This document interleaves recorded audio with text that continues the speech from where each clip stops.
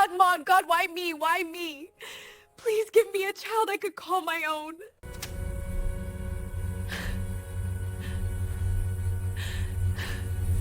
Guardians of the unseen, I would give up this wealth, this luxury. I just hold a child out. I would give everything. If I could just trade these struggles, this suffering, for a life like Rebecca's, I would give anything. Let me be wealthy. There lived two women whose hearts ached for what the other possessed. One lived in golden abundance, the other in aching scarcity, and yet both were prisoners of longing. People in the village would often say, "No one is ever truly satisfied. Even the well-fed stomach dreams of more." But no one knew how deeply true that was, until the night the stars listened and answered. This is the tale of Rebecca, the wealthy woman with laughter that sparkled like diamonds during the day, but tears that drowned her pillow every night. And Amara, the poor mother of 4 hungry children, whose smile was soft as a lullaby, but whose heart carried hunger like a wound. Both wished desperately to be someone else. And when wishes are born from pain, the spirits who roam unseen sometimes listen. But not all gifts are blessings. Rebecca was known throughout the region as a woman whose life seemed sculpted by angels.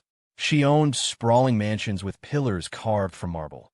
Her gardens bloomed with flowers imported from lands others only read about in stories. She wore silk garments that shimmered in the daylight, and diamonds that could blind the sun if she lifted her wrist just right. And her husband, Lord Marcus, was not only wealthy beyond measure, but admired and respected. Together, they looked like the picture of perfect happiness, the kind of joy poets would try to describe and fail.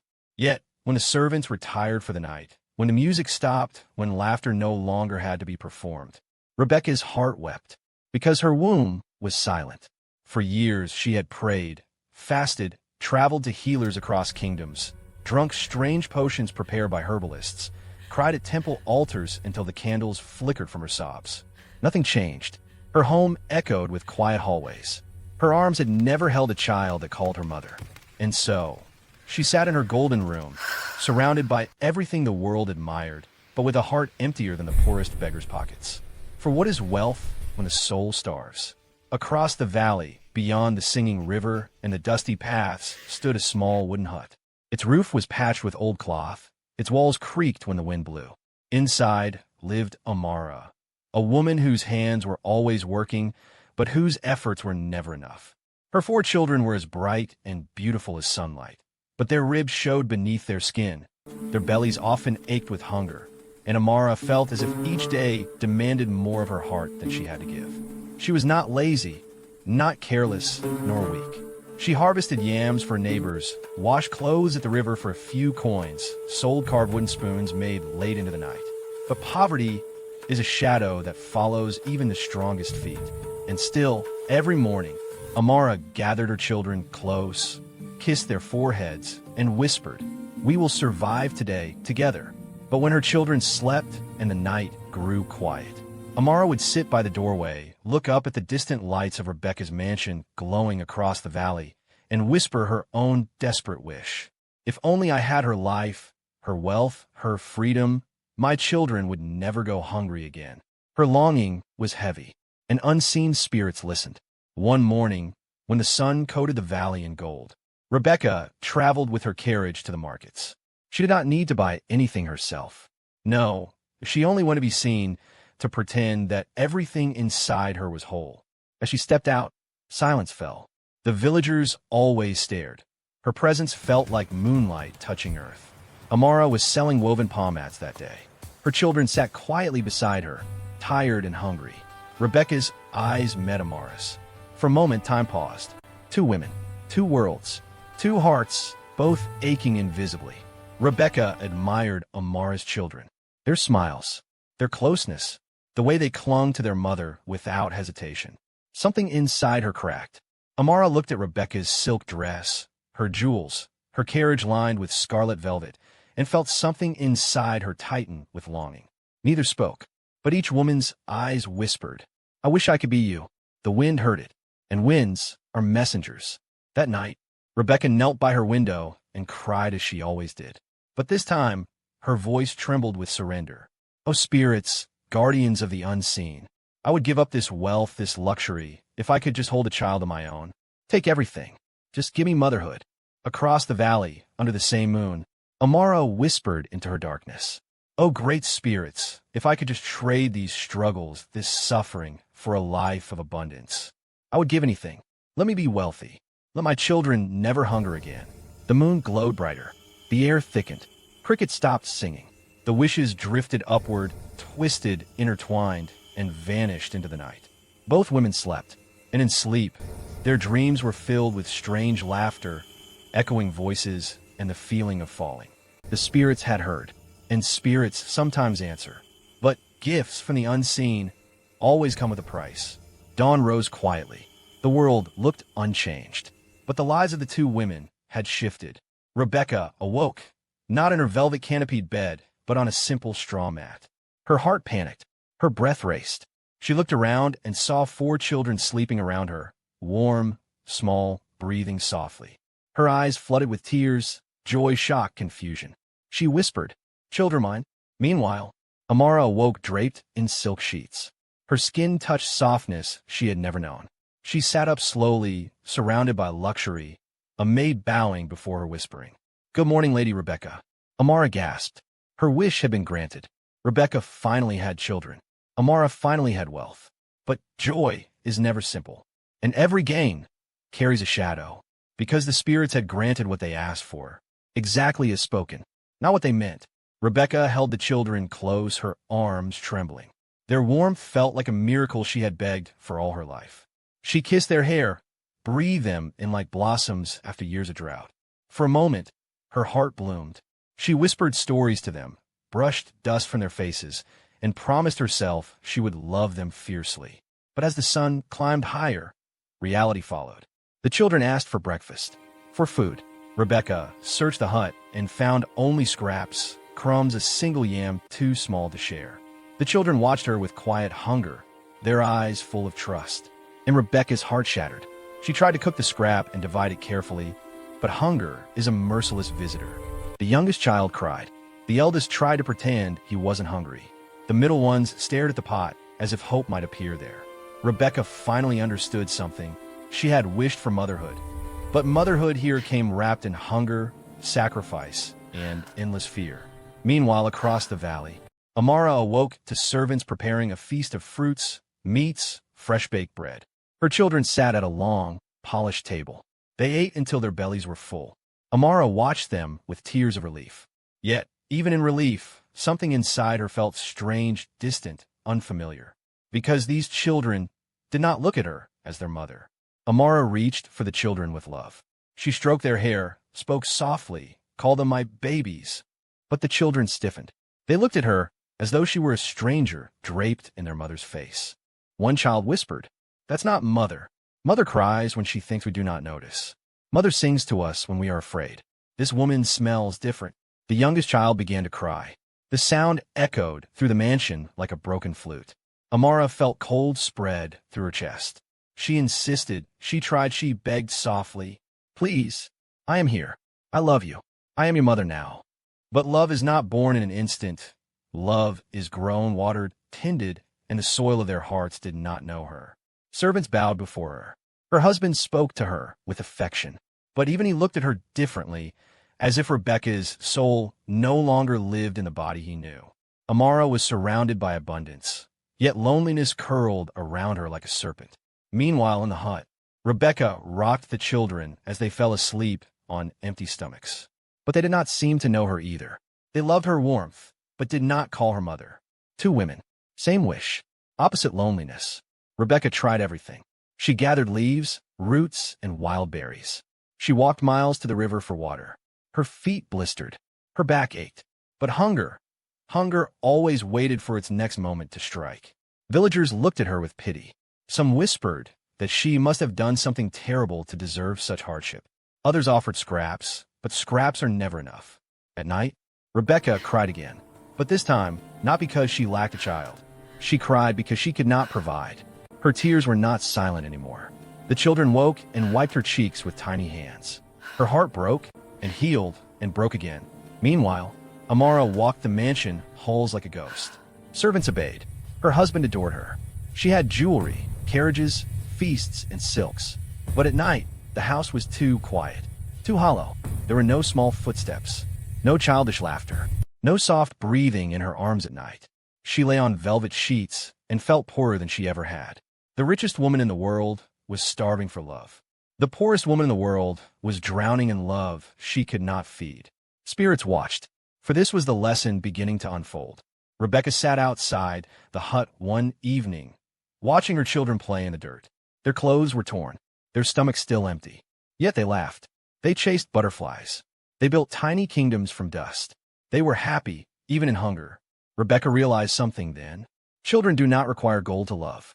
They require presence, warmth, patience, hands that hold, even when tired.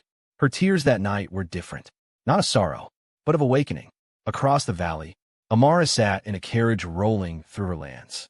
She passed farmers in fields, mothers washing clothes, children running barefoot. The world went on, yet she felt separated from it by an invisible glass wall.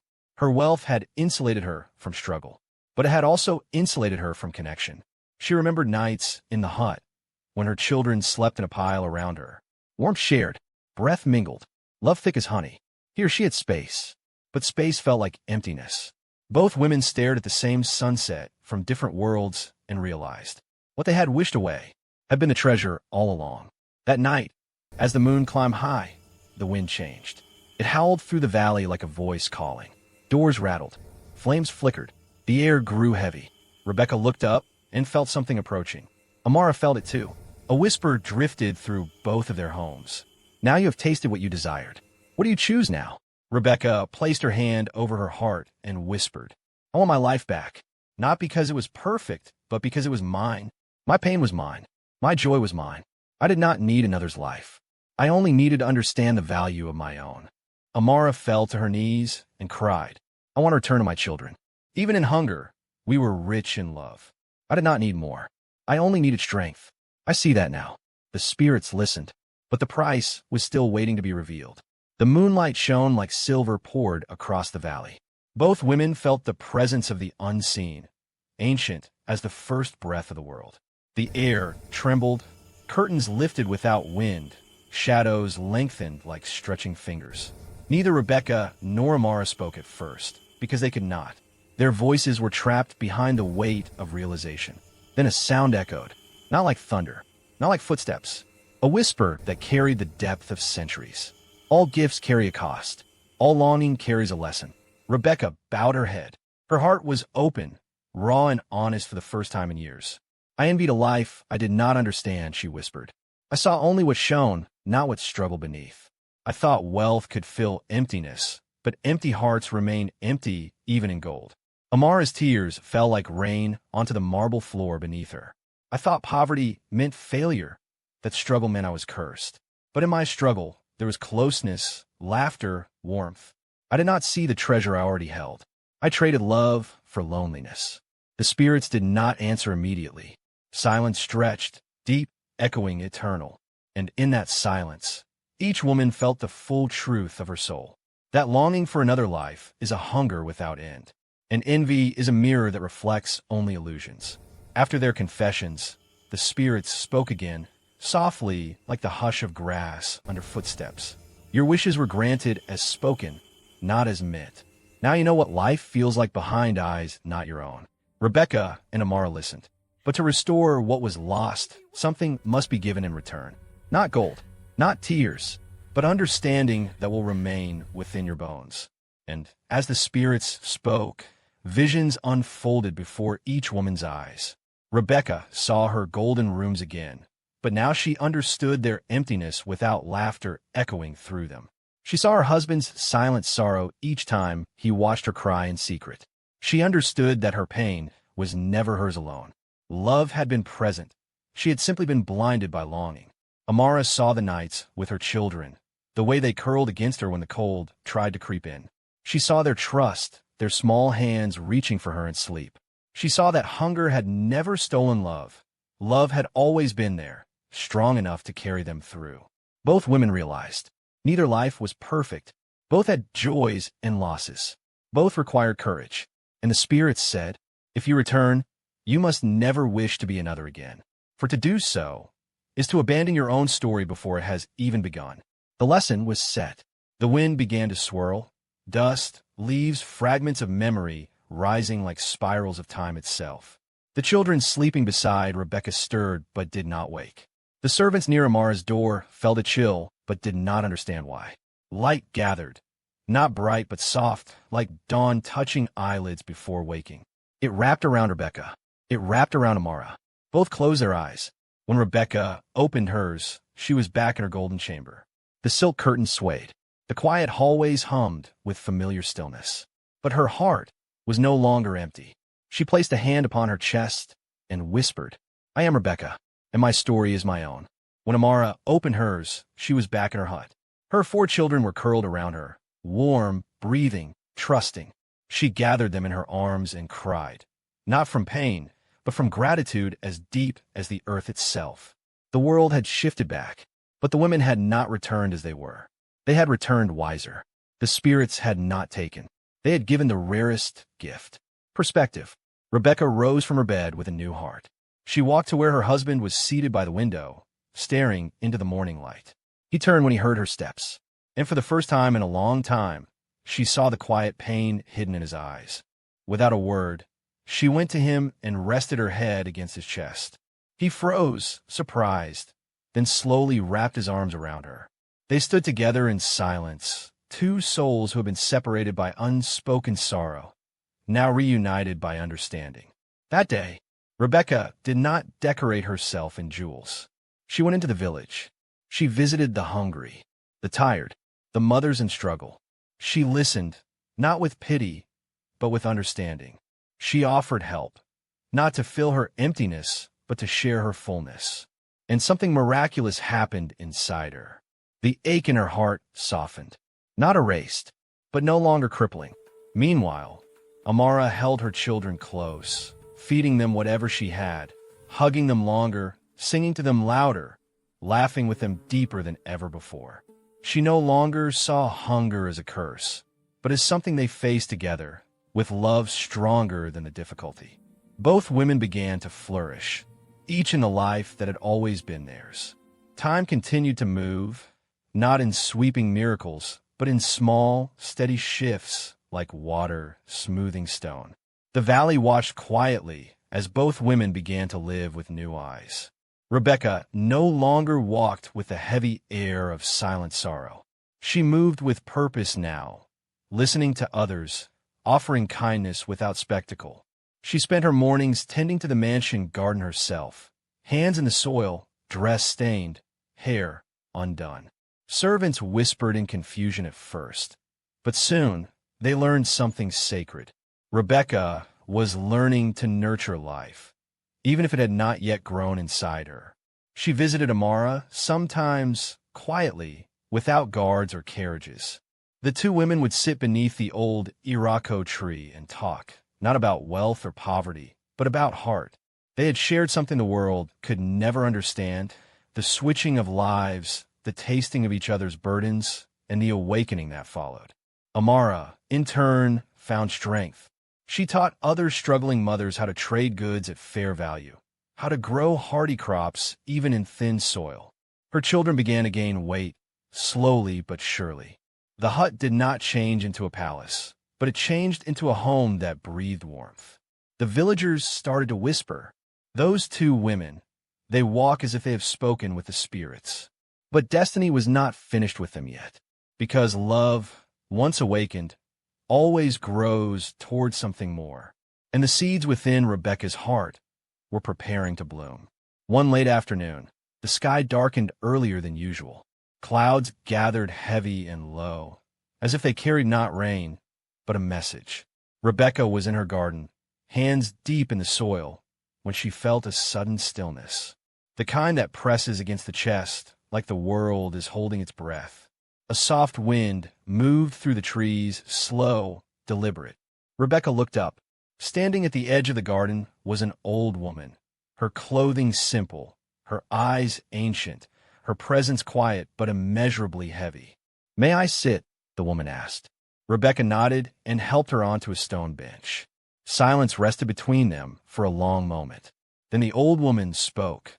You have learned the lesson of longing. You have returned to your story. You have loved without receiving in return. You have given without knowing whether anything would ever come back to you. Rebecca's throat tightened. The old woman continued, Your womb did not reject life. Your spirit was simply not yet ready to nurture what it longed for. Pain clouded you. Now, the path is clear. Rebecca's hands trembled. The old woman leaned in, voice soft as wind over grass. Prepare your heart. Life is coming. Then, as quickly as she appeared, the old woman was gone. No footsteps, no trace, only the scent of wild jasmine lingering in the air. Weeks passed. Rebecca did not speak of the encounter, not even to her husband. She did not hope to break her all over again. Instead, she carried the old woman's words like an ember tucked beneath her ribs, warm, small, alive. Then, one morning, she woke with a strange stillness in her body. Not fear, not illness, something else, something gentle. Her breath came slower. Her heartbeat felt deeper. And there, beneath her palm, her body felt different. She called for the physician, though her hands shook as she did. The examination was quiet. The room was silent. Rebecca stared at the window, unable to breathe. And then the physician smiled. A warm, astonished, trembling smile. My lady, you are with child. The world did not burst into music. There were no grand bells, no sweeping applause. Only Rebecca's eyes filling with tears that fell silently down her face. Tears that tasted like spring after a lifetime of drought. Her husband fell to his knees before her. He held her, not as a lord holds a wife, but as a soul holds a miracle it thought would never come. The spirits had not forgotten her. They had simply waited for her heart to be ready.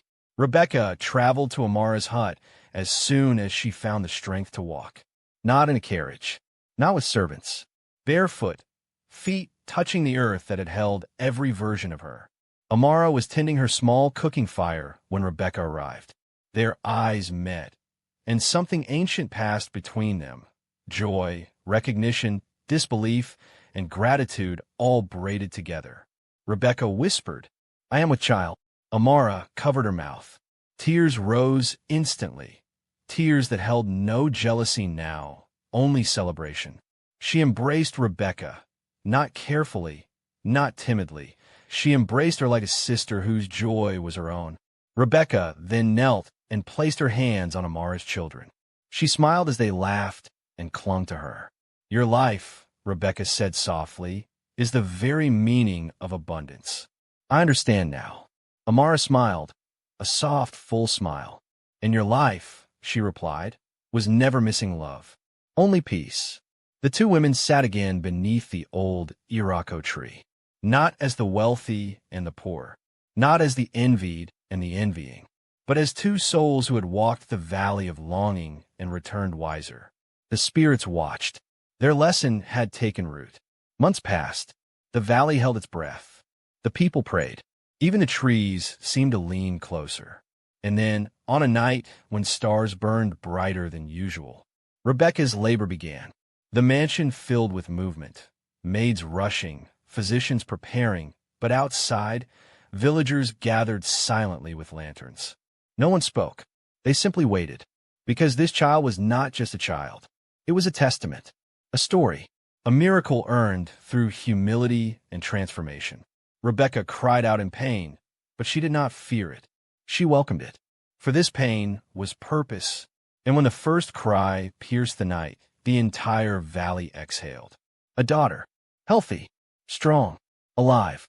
Rebecca held her child to her chest and whispered, You were worth every tear, every prayer, every empty night. You came when my heart finally understood how to love the life I was given. Her husband wept, and far across the valley, Amara woke suddenly, smiled, and whispered into the night. She has arrived. The spirits had completed their work. In the years that followed, people told the story again and again. How two women, one wrapped in gold, one wrapped in dust, shared the same aching wish. How the spirits answered. How each tasted the other's life and learned what longing hides. Children grew up hearing the tale by firelight, elders repeating the lesson with slow and steady voices. Never wish to be someone else. For every life carries its own burdens and blessings.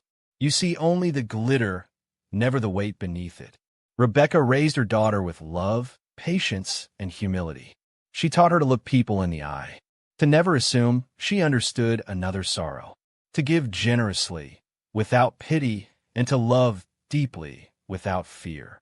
Amara's children grew strong. They never forgot hunger, but they also never forgot love. They lived with gratitude and courage, and the valley itself seemed wiser. For the story remained in the wind, the river, and the hush of night. Cherish your own journey. Your blessings were shaped for you. Your trials were chosen for your strength. And your life, exactly as it is the only one your soul is meant to